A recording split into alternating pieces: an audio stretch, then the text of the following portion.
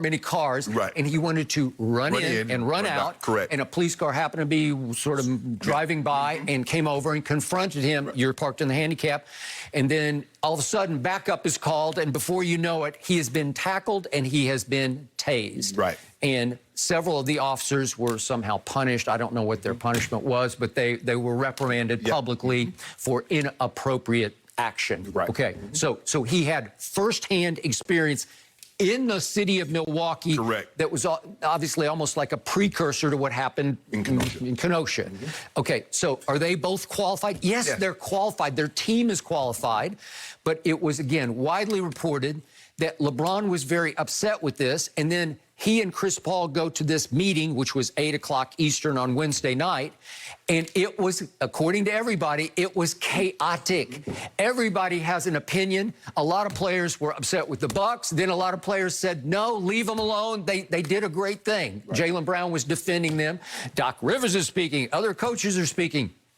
It's madness for a while. Well, that's what happens, Skip, when you're not unified. You're not unified. When you get one group splinters off, right. And then there's other you have to take into account there are other people in this thing also. So LeBron got, again, I wasn't there, but I'm reading all the reports. He got increasingly frustrated in what became a 2.5-hour meeting. Right. And he became at wit's end at the end of the night and heard no specific plan. It's like it was derailed. Exactly. It was completely off the tracks. Okay, yeah, we boycott a game, now what? Okay. So at the end, he finally says, you know what? I can't take this anymore. I am out of here. And he walks out, and a number of his, I don't know if all of his teammates followed him, but a number did. And then a number of the Clippers walk out. And then I believe someone from LeBron's camp told someone in the media that, hey, the Lakers and Clippers are prepared not to play. They're ready not to play in the playoffs.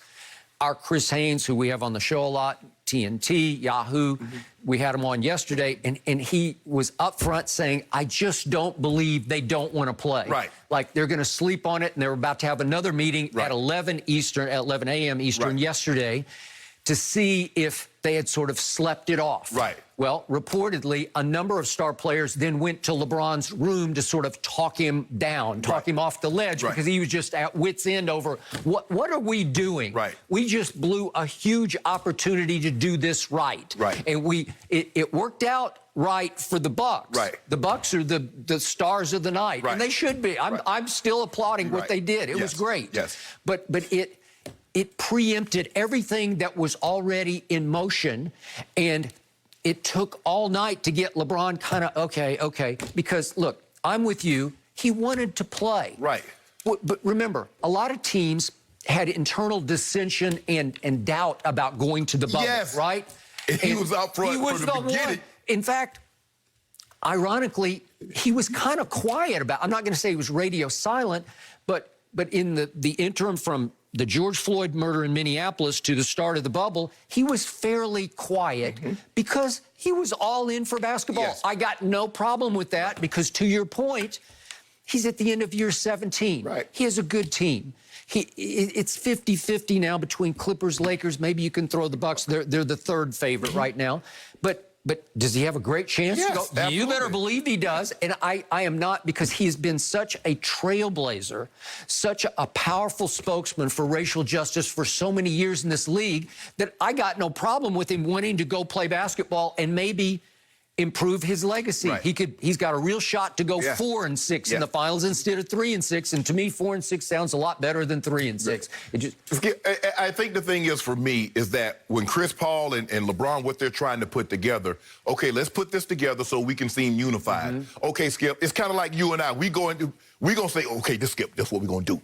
Next contract, we're going to go in there, we're going to ask for this, and this. Yep. And then you go in there, and then we go in there together. Well, Skip, you said this, and then we're like, hold on, wait a minute. You preempted it. Right. Yeah. So now all of a sudden it's like we're trying to play catch up. Well, the Bucks do what they did, and they didn't tell anybody. Okay. So how does Chris Paul and how does the other players react? So they don't really have a choice. What choice do they have in the matter? Because the whole thing was, Skip, we decided as a unit that we were going to the bubble. Yep. But you took this upon yourself when other people are involved, because you have to understand, for your actions, there are other people that have to have reactions. So I think that's the thing that was upsetting, because the one thing we know about the NBA and MLB, that their union is normally together, Skip. And they don't have one, doing this or saying that. Them and Michelle Roberts, they walk lockstep with the NBA. MLB, pretty much the same thing. That is true. This was very un-NBA-like. Yes. Okay, so think about, in microcosm, George Hill sort of did it to LeBron again, because for those who don't remember this, George Hill, with 4 seconds left, he goes to the free throw line, game 1, at Oakland against the prohibitively favored Golden State Warriors. And he makes the first free throw to tie. That tied it at 107. Yeah. Well, he's got a free throw with 4. I don't know if they'd made a shot at the end of the, but this is to win the game potentially, and he missed it. Right. And then it gets exacerbated, it gets compounded by J.R. Smith's mental blunder. He dribbles out the clock. Right. The wrong direction. And LeBron is again at wit's end, because George Hill has missed the free throw on a feed from LeBron. Right. And then JR has blown it all up. And so LeBron, and I didn't love this, but he went and sat a little apart from his team, and I thought he pouted, and they lost overtime 17-7, and he didn't shoot for the first 2.5 minutes of overtime. Whatever. The point is, George Hill, of all players, who, as a sports fan, I'll forever remember that R.C. Buford traded George Hill for Kawhi Leonard. He did, straight up. And he also got Davis Bertans, who's a really good player, now obviously in Washington. But he got both the Kawhi pick and Davis Bertans back for George Hill.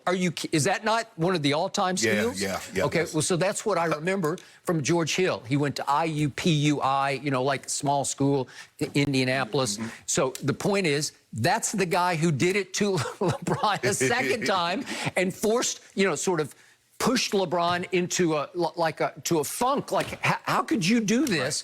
Because he was the emotional leader of the Bucks. Right.